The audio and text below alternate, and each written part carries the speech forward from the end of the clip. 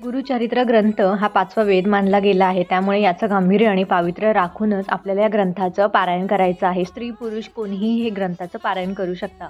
सर्वात अगोदर ज्या दिवशी तुम्ही पारायणाला सुरुवात करणार आहात, त्या दिवशी तुमची इच्छा काय आहे, कशासाठी पारायण करताय, त्यासाठी संकल्प घ्यायचा.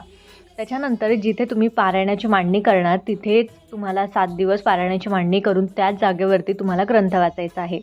त्यानंतर ग्रंथ वाचताना मध्ये उठायचं नाही आहे, कोणाशी बोलायचं नाही आहे. त्यानंतर तुम्हाला 7 दिवस ब्रह्मचर्य पाळायचं आहे. कांदा, लसूण जेवण वर्ज्य करायचं आहे. तुम्ही फळाहार करू शकता. उपवास नाही ठेवायला जमला, नाही केला, काही हरकत नाही. रात्रीच्या वेळेला तुम्हाला चटई किंवा घोंगडीवरती झोपायचं आहे. दुपारचं झोपणं टाळायचं आहे. गैरवर्तन, अपशब्द, कोणाशी भांडणं किंवा वाद, तंटा या सर्व गोष्टी ज्या आहेत त्या टाळायच्या आहेत.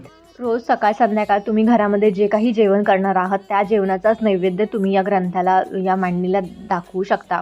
रोज एखादा गोडाचा पदार्थ तुम्हाला करायला शक्य असेल तर तो सुद्धा तुम्ही करू शकता. सकाळ संध्याकाळ तुम्हाला दोन्ही वेळेला जी आहे ती आरती करायची आहे.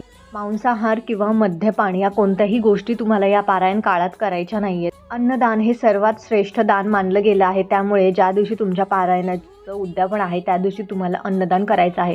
तुम्ही घरी एक लग्न झालेल्या जोडप्याला जेवायला घालू शकता, मुलांना जेवायला घालू शकता किंवा जेवढे पण तुम्हाला लोक मिळतील जेवण घालायसाठी तेवढ्या सर्वांना तुम्ही अन्नदान करायचं आहे. जर नाहीच तुम्हाला घरी करायला शक्य झालं तर ज्या दिवशी उद्यापन आहे त्या दिवशी स्वामींच्या मठात किंवा केंद्रात जाऊन तुम्हाला प्रसाद बनवून घेऊन जायचा आहे आणि तिकडे जमेल तेवढा तुम्हाला प्रसाद वाटायचा आहे, अन्नदान करायचं आहे.